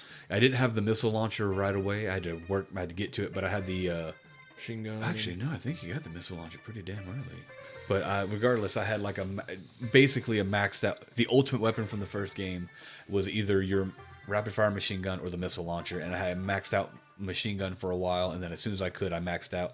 Well, I didn't max out the weapon because you can acquire money so much easier. Not even counting the glitch, but because you can encounter money easier. Yeah, the weapon economy was outrageous. Yeah, in order for me to max out the ultimate weapon in Mega Man Legends 1 required me to have $1 million. I think it was two. Two to max out the ultimate weapon. Now, in order for me to max out, I did the math. In order for me to max out the ultimate weapon, the homing missile launcher in Mega Man Legend 2 was $18 million. 18? $18 million. Not even worth it. Nothing. You say nothing in the game requires that kind of power. It didn't. But I mean, I got most of it. I got max energy bar, so I had infinite energy. It would had a cooldown for it to recharge. Max range, max home. That was the only thing I did. Energy. So I couldn't hold down the triangle button as long as I wanted to because I had to, Yeah. But I bought everything but max energy, and then I just use that the rest of the game. Just hold still. And we did talk about the Metroidvania nature. This is actually all the way back in 1. I didn't mention it. Is you do get the mines and you get a drill arm that lets you break through walls and stuff to expand. Now it's not. I don't think it's actually necessary in any of them, but it does create permanent shortcuts and allow you access to items and stuff that you don't have to get. And that same thing goes with in 2. Now there's a boss fight. The game was like, ooh, bring your drill arm and do everything. It's like right before the final boss, like the boss of the dungeon. It's like, now leave through the whole dungeon, go all the way back out to your flutter, equip your main weapon, and come back. I'm like, I'm not doing that. I saved with Data, because Data is, your little Data dance. He's, save points were a lot more common in Mega Man Legends 2 than they were in Mega Man Legends 1. I'll tell you no that checkpoint. Right now. I mean, you're thinking PlayStation 1 era, no checkpoints. If Data ain't around, you're screwed. Yeah, but so I fought this giant frog boss with the drill arm, and it ended up doing pretty good because I maxed out the drill arm, so it was doing like tons of damage. So the frog jumped at me on these little pillars, and I just drilled him in the tongue and killed him in like one hit. Because the power of spun and just murdered multiple hits. Yeah, very cool. But probably the coolest boss I encountered was the lava dungeon, which was the third dungeon called Sol Kada. It's the third one, and the robot. The reason I liked it so much, it looks so cool. We've spoken about it before, but the design of it is it looked almost exactly like the Juggernaut from Legend of Legaia. Oh, did it? Walked around on all fours, had a really cool thing, and the way its head shape kind of looked like the Alien Queen, which looked like the Juggernaut, like the big fan of a head. And it was probably the easiest boss in the game because it was so big. And I had these lava resistant shoes on, so I kind of fly around. But it had two things: it would either dash at you, or like headbutt the ground, sound a shockwave, just jump over the shockwave. And he was so slow, you just shoot him in the back of the head. But that was probably one of the cooler fights. And it did a thing that as you're encountering him, because you can fight him from the get-go. It's just walking around in the open area. Oh, really? You can run past him to activate the rest of the dungeon. Because as long as you don't attack him, he's not aggressive. Oh, weird. Yeah. Kind of like that in Dark Souls 2, that king. They're just walking around the room. But you finish the dungeon, you come back and you shoot him and you fight him. But as you're going through the dungeon, I think it happened a couple of times, is because you're going like on the second floor of the dungeon, and he'll bash his head through the wall, and it looked really cool. Oh, nice. Very reminiscent of Rem Elm and the Juggernaut at the end of Legend of Legaia. I thought like the whole thing looked really cool. And then there was another boss fight again later on. This thing called Geets, and he was the assistant to like the main bad guy, and he looked almost exactly like Lugia, the Pokemon. Really? Yeah, it was like this giant bird, but the way the hand came out, it had like 5 fingers, but it was like an airplane hand. It looked like a golden Lugia. And same thing. I ground a whole bunch, maxed out my health, maxed out my amount of health charges I could have. And when we talk about the game gets weird and gets hyper anime-y, turns out, spoiler alert if you haven't played Mega Man Legends. I also think it doesn't famously end on a cliffhanger. It's a cliffhanger-ish. Is you go to the moon. You go to the moon where you're the master, the guy who created you, Juno, the main bad guy, and then this other person who's helping you. Just take the floater to the moon, or you get there some. You have to build a rocket to shoot to the moon, with the help and aid of the bad guy who's not a bad guy but is a bad guy. And it's not Bonne's, but they're helping you too on this later. Because through all of Mega Man, Tron Bonne she gets a crush on Mega Man. She has that crush in the first game. Yeah, it's a cute little thing. I like them together more than I like him and Roll, but that's whatever. But we go to the moon, and then you get this whole story dump that the creator, the master, Mega Man was his favorite and gave Mega Man his own consciousness while everyone else had to follow rules and protocols. But essentially, he's God. He made Earth as an experiment, and you guys are all... It's very anime. Yeah. None of this is real. It's all his experiment that he chose to not continue living because he realized that his experiment had grown too much for him to cease it. Yeah. And so he faded away, basically, but his directives remained with these people when he put them to sleep. So when he put them to sleep, they were going to be fine. But then you accidentally woke them up when you did that thing at the very beginning of the game, and then they continued their directives. So you had to just kill everybody, And then now you're stuck on the moon. You, Data, and this thing that its code name was Mother, but it had a different. I forget what its other name was. But Megan was like, "I'm not calling you Mother." She's like, "Fine, just call me this name." And you're like, "Okay." And then you're just stuck on the moon. And then the game ends with the Bonds working with Beryl and Roll trying to make a rocket because the person who had the blueprint is on the moon with you. The blueprint y'all used to make the ship to get up there. So the game ends with Mega Man trapped on the moon for who knows how long, and then them working on it, and it ends with them like, yeah, we did it, and they're high-fiving, and they launch this test rocket, and it blows up in the sky, and they go, oh, back to the drawing board, credits. That's a cliffhanger. Yeah. So That's not a sort of cliffhanger. That's a cliffhanger. we would like no one's dead or anything. You're just trapped on the moon. Yeah. Yeah. Into a story we'll never get. Yeah, exactly. And it was cool. It was fine. You know, I don't like the. I'm sure there's a smattering of stories scattered across the four not as much dungeons, as you want. but a big story dump at the end. That's just like, There's not as much because the main story is on the moon. Well, the main story is go get these keys. Cool. We have reports that the key has been, based off our research, the key should be here. Go there. And you're just like, fine, I'll go there, whatever. But I don't hate it. I don't regret playing it. Mm-hmm. But the like you said, the economy was bananas and bonkers. But graphically, it was good. And like the design of the creatures and the Reaver bots was like more, like I said, more animalistic. They wanted to do something different because you're going different places. So they did do good things. And the analog controls, it was much easier to control. Mm-hmm. And yeah. Like gameplay wise, you like 2 more, but story wise, you like the first one more. Kind of. I like the world and stuff of 1 better because there's just more story. Like you had the Bonne. Again, it was still more it was like anime-y because you have like the bad guys, but they're not really the bad guys. And you have the ultimate bad guy but he hasn't been responsible until after you beat the bad. It was just But I like the story for one. I liked the progression of the story. It was fed to you more intermittently, besides just like, go get this key. Go get this key. We're under attack. The Bonnes are trying to attack us and steal the key. Defend it. Go get this key. Go get this key. Now we're on the moon. And here's a story dump. I recommend playing them.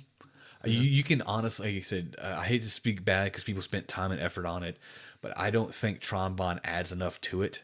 And you get different game mechanics and stuff like that. And now, in a time rife with remasters and remakes, if they were to put out like a Megaman Legends collection that was like Megaman Legends 1, 2, Tron Bonne, and they're like, hey, here's an expansion that's like extra 5 hours and it's an ending or something. If they did that, I would play it in a heartbeat, especially with the ability to get trophies and achievements and stuff like that. Mm-hmm. But of my own accord, I probably won't ever touch it again. Yeah, you did it all. I did as much as I could anyway. And now, Drew, do you want to give the Megaman Legends 1 a rating? As an experience, I don't have like a name. Like I'm bad at the rating things now. I'm bad at everything. Megaman Legends 1 is such a joy, except for kind of playing it. I think the gameplay pulls back a bit, but as like a visual sound experience and just the whole thing about it, we're talking like a solid 7 or 8 probably, of like just a really cool game to like. Games didn't look like this on PlayStation 1. I don't know how and be fully voice acted. Fully voice acted. The game is short. That's how they managed to put it. And it's all on one disc. So that's how they make it length. That's how. There's a lot in that game for whatever 8 to 10 hours you play. People speedrun it in like 3 or less. I think I saw the fastest speedrun was like 90 minutes. God. It's a solid 7 or 8. It's a strong little game. It's hard to play, but like you're gonna like be smiling for. I feel like you'll be smiling for like a lot of it. You know what I mean? Yeah.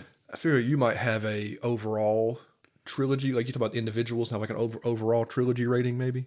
I just wanted to look real quick here, talk about speed runs for Mega Man Legends, and the fastest kind of just general. It says normal any percentage speed run is 50 minutes and 22 seconds.